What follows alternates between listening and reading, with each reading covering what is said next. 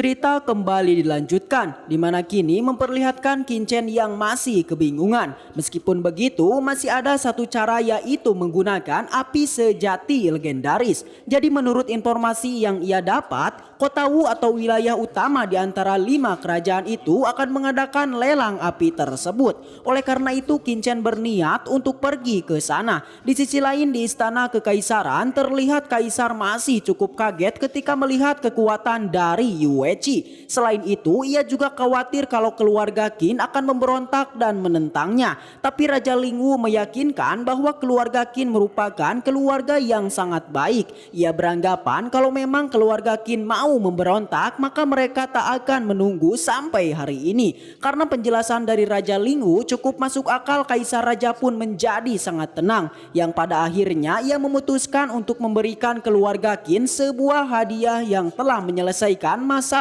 kemarin.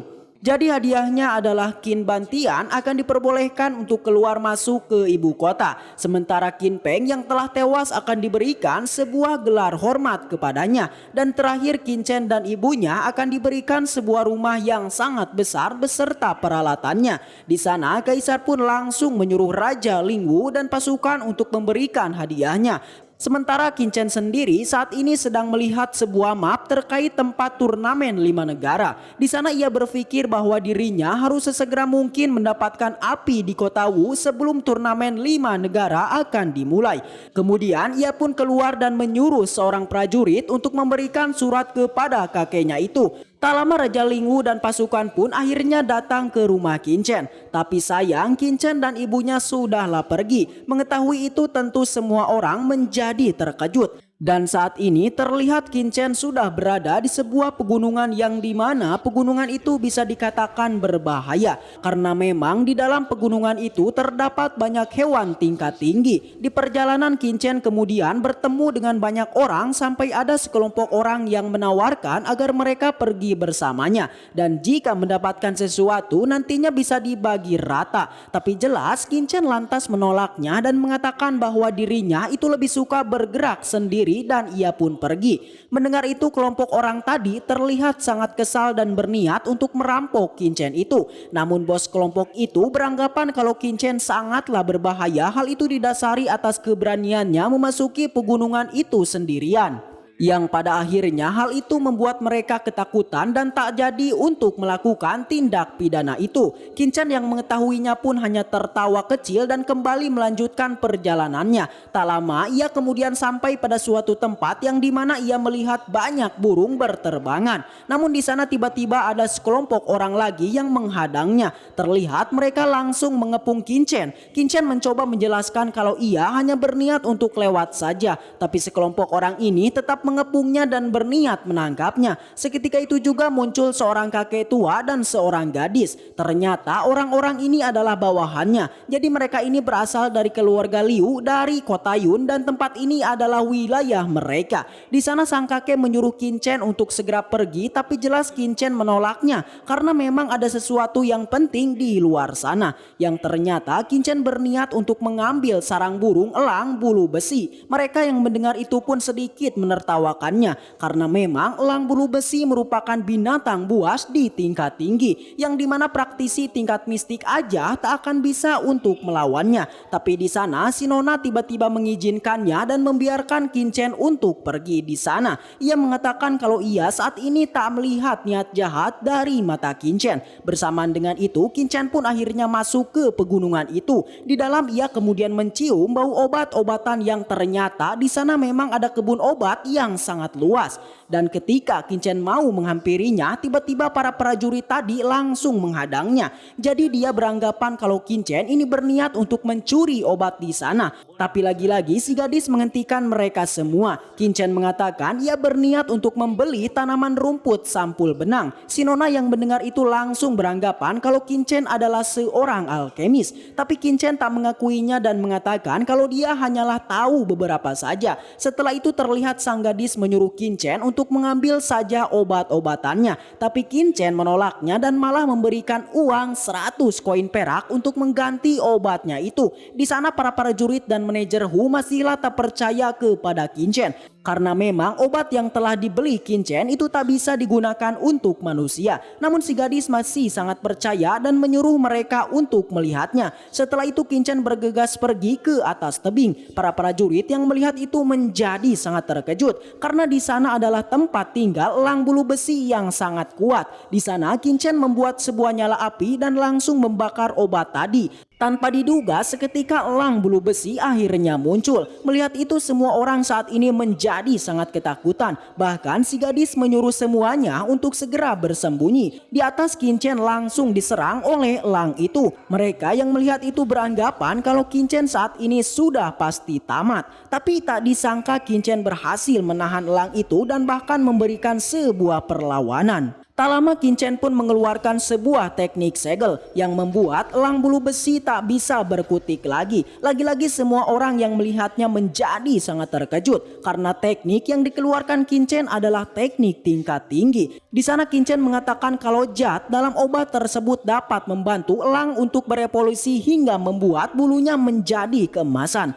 Jadi tujuan Qin Chen menyegel burung itu jelas bukan untuk menghabisinya, melainkan untuk menjinakkannya dan menjadikan seekor teman. Tentu mereka yang mendengar itu sangat kaget karena biasanya para master yang menjinakkan hewan buas itu harus membesarkannya sedari kecil. Namun Qin Chen saat ini mencoba yang sudah dewasa. Di sana Qin Chen mencoba untuk meyakinkan seekor elang untuk menyetujuinya. Si gadis yang melihat itu langsung bergerak untuk melarang Qin Chen. Tapi di atas Qin Chen terlihat malah melepaskan teknik segelnya itu. Manajer Hu yang melihatnya mulai berasumsi kalau sang elang akan membabi buta. Ia pun menyuruh kepada para prajurit untuk membawa si gadis kembali sementara dirinya akan mencoba untuk menahannya. Tapi di atas terlihat saat ini sang burung sudah nurut pada si Qin Chen. Ternyata di kehidupan sebelumnya Qin Chen pernah mempelajari bahasa dari para hewan. Ia pun langsung menaiki burung elangnya dan berangkat ke kota Wu. Lagi-lagi semua orang sangat kaget sekaligus kagum karena Qin Chen berhasil menjinakkan elang tersebut. Bahkan manajer Hu sampai mengatakan kalau Qin Chen sangatlah luar biasa. Di perjalanan Qin Chen terus memperhatikan peta untuk segera sampai di kota Wu. Namun menurut informasi kota Wu merupakan kota pusat perdagangan di barat laut. Selain itu di sana banyak berkumpul orang-orang kuat sekaligus para buronan yang banyak bersembunyi di sana. Singkat cerita Qin Chen pun saat ini sudah di depan kota Wu. Ia dengan sengaja berhenti di salah satu bukit di sana karena memang jika masuk bersama elang maka akan menyebabkan sebuah keributan besar. Setelah itu Qin Chen pun kembali melanjutkan perjalanannya. Di sisi lain di pegunungan kota Wu kita diperlihatkan oleh sekumpulan orang yang sedang bertarung dengan kadal raksasa. Jadi orang ini bernama Su Yan, Paman Zheng dan Ming Zhen. Di sana Paman Zheng menyuruh mereka berdua untuk segera pergi dari tempat ini. Tapi Ming Zheng menolaknya karena ia tak tega meninggalkan sang ayah sendirian. Jadi Paman Zheng ini adalah ayah dari Ming Zheng. Di tengah perdebatan tiba-tiba si kadal langsung menyerang dan langsung melahap salah satu prajurit itu. Tentu hal itu membuat Paman Zheng marah dan langsung menyerang kadal itu.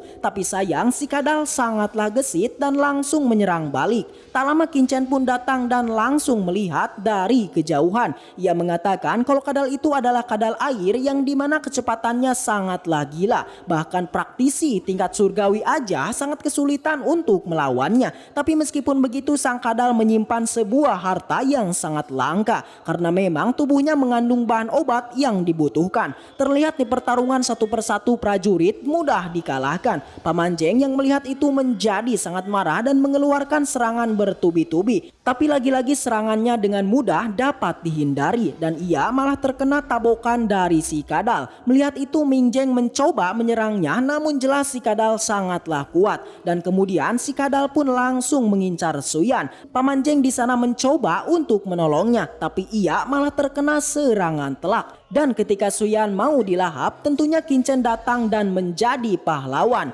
Mereka yang melihatnya menjadi sangat kagum dan berterima kasih kepada Qin Chen. Tapi di sana tiba-tiba si kadal bangkit lagi, untungnya Qin Chen dengan cepat langsung menyerangnya. Lagi-lagi pertarungan dilanjutkan dan tak lama kali ini Qin Chen benar-benar menghabisi si kadal itu. Melihat itu membuat semua orang menjadi terkejut karena Qin Chen dengan mudah dapat menghabisi sang kadal itu. Kemudian Su Yan menghampirinya dan lagi lagi-lagi berterima kasih. Qin Chen mengatakan kalau ia tak sengaja melewati jalan ini dan ia juga tak tahu kenapa mereka bisa bertarung dengan kadal itu. Ternyata tujuan mereka ke sini memang berniat untuk membunuh kadal tersebut karena memang mereka menginginkan bahan obat dari tubuh kadal. Qin Chen yang mendengar itu pun tanpa ragu memberikannya kepada mereka. Setelah itu mereka semua pun berniat untuk kembali ke kota Wu. Karena tujuan Qin Chen juga ke sana, ia pun memutuskan untuk pergi bersama. Di perjalanan Suyan menceritakan kalau keluarga mereka membuka beberapa bisnis di kota Wu.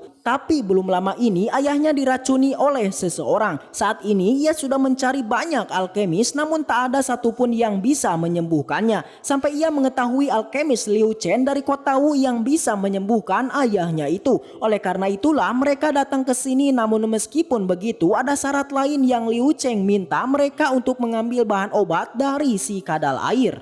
Qin Chen yang mendengar itu menjadi sangat terkejut. Paman Zheng kembali menjelaskan awalnya mereka tidak menyetujuinya, tapi Liu Chen memberikan sebuah ramuan yang biasanya bisa melemahkan kekuatan dari si kadal. Tapi nyatanya si kadal masih tetap sangatlah kuat walaupun sudah diberikan ramuan itu. Di sana Qin Chen langsung mengecek ramuan itu yang ternyata ramuan itu hanyalah berfungsi untuk menarik perhatian dari binatang buas. Mendengar itu jelas mereka menjadi sangat terkejut sekaligus marah kepada Liu Chen. Singkat cerita mereka pun sampai di gerbang kota Wu. Di sana Suyan mengajak Qin Chen untuk menginap di rumah keluarga mereka. Karena memang keluarga Su di kota ini cukup terkenal dan juga aman. Tanpa ragu Qin Chen pun langsung menyetujuinya. Tapi ketika sudah di depan rumah terlihat saat ini sudah banyak sekali orang di sana. Yang ternyata ada seseorang yang sedang bertarung. Terlihat di dalam tampak sangatlah kacau. Kita diperkenalkan dengan sosok patriark keluarga Su yang bernama Su Zhengdong yang sekaligus ayah dari Suyan, dan juga di sana patriark keluarga Zhao yang bernama Zhao Xinhua. Jadi Xinhua ini memaksa untuk menikahkan anaknya dengan anak dari dirinya. Ia mengatakan kalau Zhengdong pernah berjanji kepadanya terkait masalah ini, yang pada akhirnya Xinhua pun memberikan dua pilihan, yakni yang pertama menikahkan kedua anak mereka dan yang kedua memberikannya beberapa toko milik keluarga Su. Tanya itu ia juga mengatakan kalau dialah yang telah meracuni Zhengdong beberapa hari yang lalu. Di sela perdebatan mereka seketika itu juga Suyan dan pasukan akhirnya tiba. Xinhua yang melihat itu menjadi sangat terkejut karena mereka bisa selamat dari perburuan kadal air itu. Di sana juga terlihat anak dari Xinhua yang bernama Zhao Mu langsung tertarik dan langsung menyetujui soal pernikahannya. Min Zheng yang mendengarnya pun menjadi sangat marah. Tapi Xinhua juga tak tinggal diam dan langsung melakukan sebuah pertarungan. Di sana dengan teknik rantainya ia pun menahan Suyan.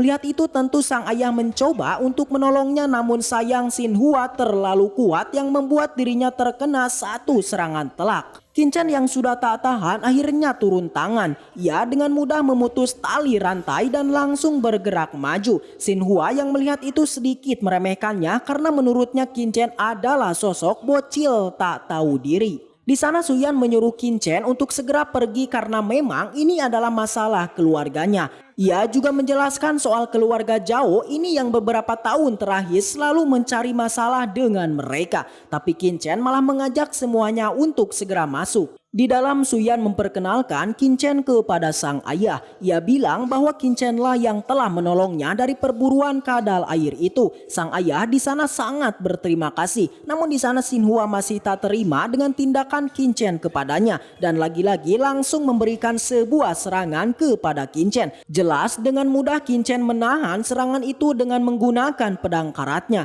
Hal itu membuat Zhengdong menjadi terkejut karena Qin Chen hanyalah menggunakan sebuah aura pedang untuk menyudutkan Xinhua, dan pertarungan akhirnya terjadi. Hanya dengan beberapa kali serangan Qin Chen akhirnya bisa melumpuhkannya. Namun dengan itu Xinhua menjadi tambah marah dan langsung mengincar Suyan. Melihat itu tentu Qin Chen tak tinggal diam dan hanya dengan sekali tebasan Qin Chen pun mengeksekusinya. Jelas para keluarga Zhao yang melihat itu langsung meminta ampun, tapi di sana Qin Chen menyerahkannya kepada Patriark Su. Melihat semua yang terjadi tentu Patriark Patriarksu tak mau melepaskan mereka begitu saja. Ia menyuruh semua prajurit untuk mengepung dan menangkap mereka semua. Keluarga Zhao yang mencoba untuk kabur tapi Qin Chen langsung menyerangnya. Kemudian di sana Qin Chen mengatakan terkait hubungan Liu Cheng dengan keluarga Zhao. Awalnya tetua keluarga Zhao menolak untuk menjelaskannya, namun setelah diancam ia pun akhirnya mengatakannya. Ternyata semua ini adalah rencana dari Liu Cheng. Liu Cheng lah yang menyuruh mereka untuk meracuni Patriarksu dan dengan sengaja menjebak semua orang keluarga Su untuk melawan kadal air itu.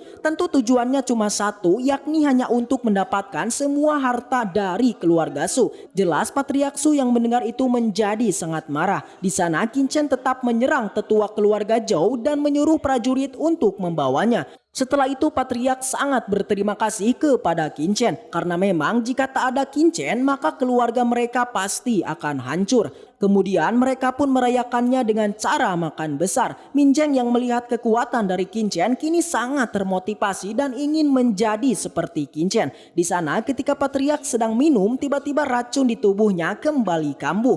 Qin Chen yang melihat itu langsung memeriksanya. Tapi di sana Patriark mengatakan kalau seluruh alkemis di kota Wu hampir tak bisa menyembuhkannya. Namun jelas hal itu tak berlaku lagi bagi Qin Chen. Dengan cepat Qin Chen mengeluarkan sebuah jarum dan langsung menyuntiknya. Dan tak lama ia pun akhirnya berhasil menghilangkan racun tersebut. Tak hanya itu, esensi sejati di tubuhnya juga meningkat pesat. Qin Chen menjelaskan kalau racun yang ada di tubuhnya adalah teratai hati 7 warna. Ternyata teratai itu bukanlah sekedar racun melainkan juga sebuah obat-obatan yang dimana dapat membantu seseorang untuk melakukan sebuah terobosan. Lagi-lagi mereka sangat berterima kasih bahkan sampai memberi Qin Chen sebuah cincin penyimpanan milik keluarga Zhao. Qin Chen yang melihatnya dengan senang hati langsung menerimanya. Kemudian Patriark menanyakan terkait tujuan Qin Chen yang datang ke kota Wu itu. Tapi Qin Chen tak mau menjawabnya dan malah meminta Patriark untuk menceritakan terkait dari Liu Cheng. Patriark mengatakan kalau Liu Cheng adalah sosok alkemis puncak di tingkat 2 dan membuka sebuah toko obat di kota Wu yang bernama Papiliun Liu. Tapi meskipun begitu mereka menerapkan sebuah aturan yang dimana jika seseorang mau disembuhkan mereka harus memenuhi beberapa permintaannya. Qin Chen yang mendengarnya pun langsung mengajak Patriark untuk mendatanginya. Singkat cerita mereka pun sampai di Papiliun. Terlihat di sana ada sekumpulan orang yang sudah datang. Jadi orang-orang ini adalah sekelompok tim ekspedisi Ku Wang Peng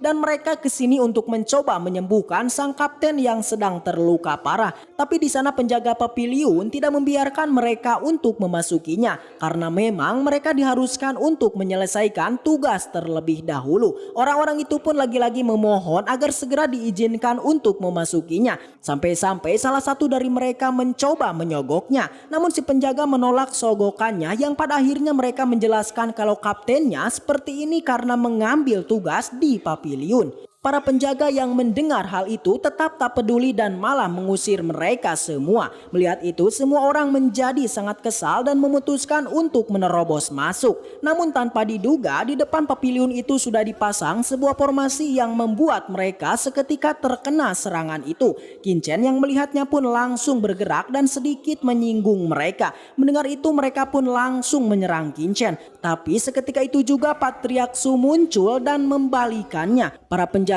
di sana yang belum menyerah kemudian kembali mengeluarkan formasinya itu. Patriark yang melihatnya kemudian menyuruh Qin Chen untuk segera mundur. Tapi jelas Qin Chen kemudian membalikan formasi dari Papiliun di sana. Dengan itu Patriark langsung memberikan serangan telaknya kepada mereka. Sebelum masuk Qin Chen kemudian memberikan sebuah obat kepada tim ekspedisi itu. Setelah memakan pil itu jelas mereka sangat kaget karena semua luka di tubuh mereka langsung hilang seketika. Dengan itu sang kapten berterima kasih kepada Qin Chen dan mengajak kepada semua prajuritnya untuk masuk dan membantu penyelamat mereka. Di dalam terlihat sangatlah ramai dan tanpa diduga Qin Chen dan pasukan langsung mengamuk di sana. Tentu melihat hal itu para petinggi Papiliun menjadi sangat marah dan langsung memberikan sebuah serangan dan pertarungan akhirnya terjadi. Di sana Qin Chen kemudian langsung memerintahkan untuk memanggil Liu Cheng. Salah satu petinggi langsung menolaknya dan terjadilah sebuah pertarungan. Serangan demi serangan terus dilancarkan. sampai pada akhirnya Qin Chen langsung meratakannya.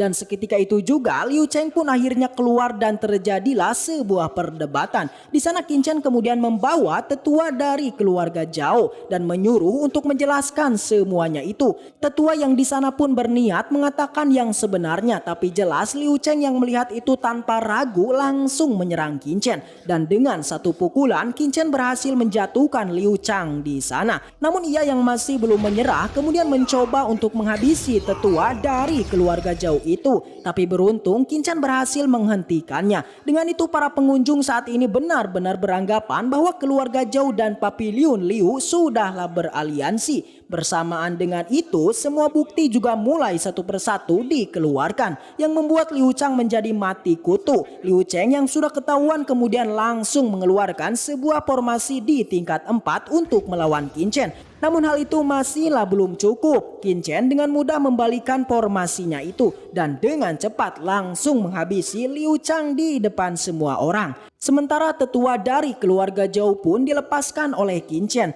Setelah itu patriark keluarga Su kemudian mengatakan kalau Liu Chang memiliki hubungan dengan keluarga Zhu, yang dimana keluarga Zhu ini adalah salah satu dari 4 kekuatan utama yang berada di kota Wu. Di sana ia mengingatkan jika keluarga Zhu mengetahui tentang ini maka mereka pasti akan datang. Tapi Qin Chen masih tetap santai dan malah menyuruh patriark Su untuk membersihkan kekacauan yang terjadi. Dan saat ini Qin Chen berniat untuk mengambil alih Papiliun itu serta mengubah nama menjadi Papiliun Pil.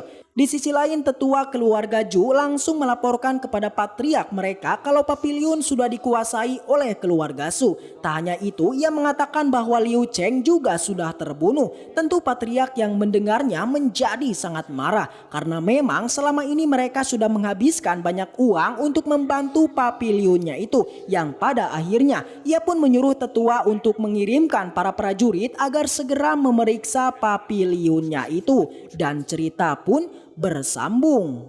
Sekian alur cerita Wu Shen Jujai dan akan berlanjut ke part selanjutnya. Mudah-mudahan kalian semua suka dengan alur cerita yang Mimin sampaikan dan sampai jumpa di video selanjutnya. See you again next time and seperti biasa, salam para jagoan.